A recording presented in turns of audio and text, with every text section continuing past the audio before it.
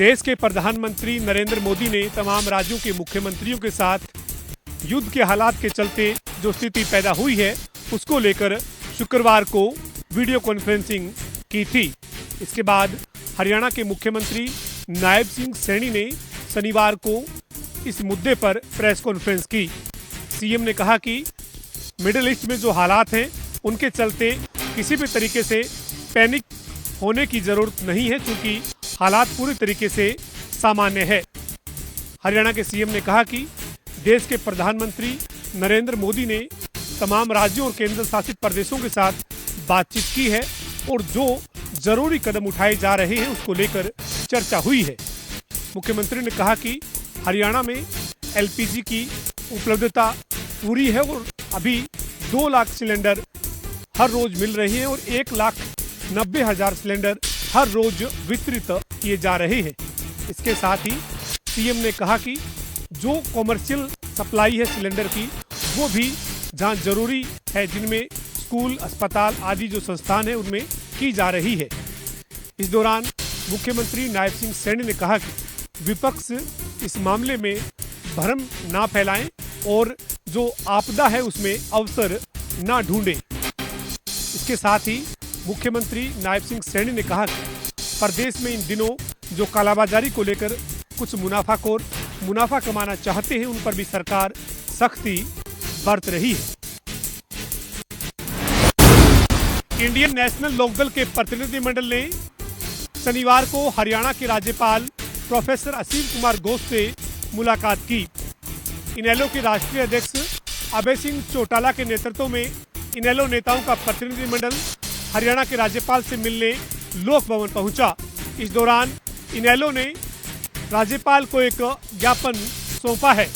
इस ज्ञापन में इनेलो ने प्रदेश में जो गेहूं के फोकल खरीद केंद्र सरकार ने बंद किए हैं उन्हें खोले जाने की मांग की है और इसके साथ ही प्रदेश में सरसों की खरीद एमएसपी पर जल्द शुरू करने की भी मांग की गई है। ज्ञापन सौंपने के बाद अभय सिंह चौटाला ने कहा कि राज्यपाल ने उन्हें भरोसा दिया है कि वे इस मुद्दे पर सरकार से बातचीत करेंगे। अभय चौटाला ने कहा कि प्रदेश में जो फोकल खरीद केंद्र यानी दूर दराज क्षेत्र में जो गेहूं की खरीद के लिए बनाए गए थे उन्हें सरकार ने बंद कर दिया है। अभय सिंह का कहना है कि ये खरीद केंद्र बंद होने से किसानों के सामने अपनी फसल बेचने में असुविधा हो रही है और इसी के चलते इन खरीद केंद्रों को फिर से शुरू किया जाए।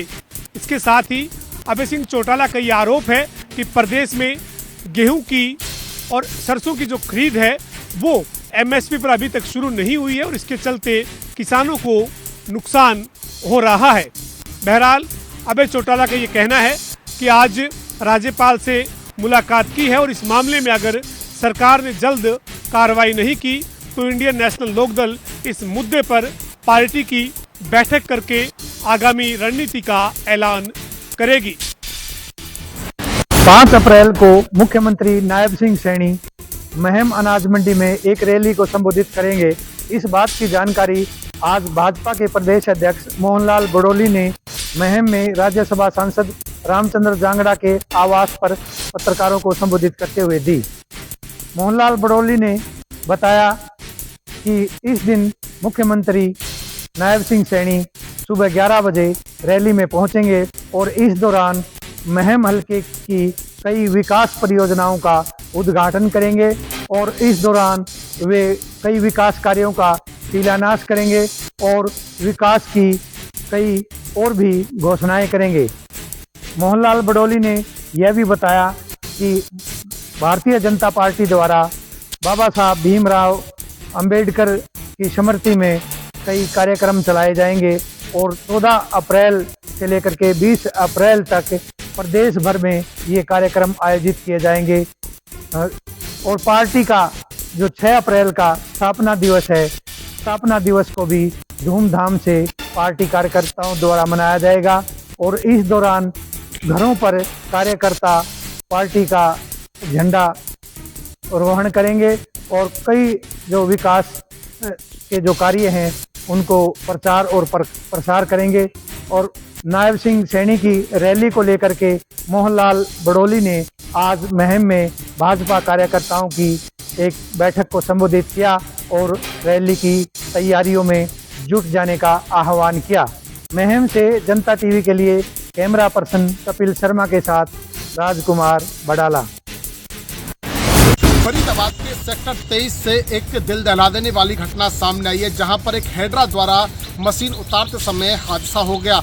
मशीन उतारते समय हेड्रा बिजली की तारों से टकरा गया, जिसके चलते एक जो है वो कर्मचारी और हेड्रा चालक जो है वो झुलस गए। स्थानीय लोगों की मदद से उन्हें आनन फानन में अस्पताल में इलाज के लिए भर्ती करवा दिया गया है। नाजुक हालत जो है वो दोनों की बताई जा रही है। सूचना के अनुसार दोनों की जो है वो मौत होने की बात कही जा रही है। हालांकि इस बात को लेकर पुष्टि नहीं की गई है। बताया जा रहा है कि निजी कंपनी की मशीन को जो है वो छत से उतारते समय ये जो है यानी कि दूसरी मंजिल से उतारते समय जो है वो ये हादसा हुआ है। फिलहाल सूचना के बाद मौके पर पुलिस और दमकल विभाग की टीम भी पहुंच गई थी और दोनों को जो है वो गंभीर अवस्था में इलाज के लिए अस्पताल में भर्ती करवाया गया था। नाजुक हालत बताई जा रही थी और बाद में ये बताया जा रहा था कि उन दोनों की जो है वो मौत भी हो चुकी है। हालांकि इस बात को लेकर अभी पुलिस के द्वारा कोई पुष्टि नहीं की गई है। फरीदाबाद से जनता टीवी के लिए मुकेश राजपूत। रेवाड़ी की हाईटेक जेल से 2 शातिर अपराधी भागने में सफल हुआ। अपराधी कैसे भागे, हालांकि अभी जांच का विषय है। आला अधिकारी इस पर जुटे हुए हैं, जांच कर रहे हैं कि ये दोनों अपराधी भागने में आखिर कैसे सफल हो पाए। बीते दिन जब अपराधियों की गिनती हो रही थी तब पता चला कि 2 अपराधी कम है, तो तुरंत इसकी जांच की गई, तलाश की गई, लेकिन दोनों अपराधियों को कहीं कोई पता नहीं लगा। तो तुरंत सदर थाना पुलिस को इसकी सूचना दी गई। अधिकारियों में हड़कंप की स्थिति पैदा हो गई और आज जो है इसको अपराधियों को पकड़ने के लिए 3 टीमों का गठन किया गया है, जिसमें धारोड़ा सीआई, रेवाड़ी सीआई तथा सदर थाना पुलिस की टीमें जुटी हुई है। दोनों अपराधी उत्तर प्रदेश के रहने वाले बताए जा रहे हैं और ये साइबर ठगी के दोनों अपराधी इस जेल में काफी दिनों से बंद थे। पुलिस का कहना है कि जल्दी ही दोनों आरोपियों को गिरफ्तार कर लिया जाएगा। रेवाड़ी से जनता टीवी के लिए सुरेंद्र गौड़। पानीपत में एक बंगाली कारीगर ज्वेलर्स के करोड़ों रुपए के गहने लेकर हुआ फरार। बता दें कि 25 साल से पानीपत में एक ज्वेलर्स पर गहने बनाने का काम कर रहा था और विश्वास बनाता गया और लगातार 25 साल से उसकी प्लानिंग थी कि उसे करोड़पति बनना है और इसी चाह में वह कई ज्वेलर्स के करोड़ों रुपए के गहने लेकर फरार हो गया। बता दें कि अपनी बीवी बच्चों को भी साथ में लेकर फरार हो गया। फिलहाल ज्वेलर्स ने इसकी शिकायत पानीपत के सिटी थाना में दी है। वहीं पुलिस ने ज्वेलर्स की शिकायत पर मामला दर्ज करके इसकी तलाश शुरू कर दी है। पानीपत से जनता टीवी के लिए अनिल सैनी की रिपोर्ट। जींद में शॉर्ट सर्किट के कारण एक निजी होटल में आग लग गई और आग लगने के बाद जो होटल मालिक ने बताया कि जो इस आग लगने की वजह है वो शॉर्ट सर्किट बताया जा रहा है। और जब आग लगी उससे कुछ समय पहले ही जो होटल के अंदर एक भगवत कथा का आयोजन किया जा रहा था, जिसमें 100 से 200 के करीब की संख्या में जो लोग थे उनका कार्यक्रम खत्म हो चुका था और किसी कारण जो निजी होटल का जो स्टोर होता है उसमें शॉर्ट सर्किट के कारण आग लग गई। और आग लगने के बाद जो पूरा जो होटल है उसके बाद का जो स्टोर रूम है वो गहरी जो लपेटे हैं आग की उनसे गिर गया। उसके बाद से इसकी सूचना डायल 112 और फायर ब्रिगेड की गाड़ियों को भी दी गई। फायर ब्रिगेड की 3 गाड़ियां मौके पर पहुंची और तकरीबन 30 से 40 मिनट की कड़ी मशक्कत के बाद आग पर काबू पाया गया। लेकिन आग पर जब तक काबू पाया जाता तब तक जो स्टोर के अंदर लाखों रुपए के जो सामान था, जिसमें होटल के मैट होते हैं, जो बर्तन होते हैं और जो अन्य सामान था वो जलकर राख हो गया था। और होटल मालिक ने इसकी वजह यह बताई है कि किसी कारणवश शॉर्ट सर्किट हो गया, जिसके कारण ये आग लगी है।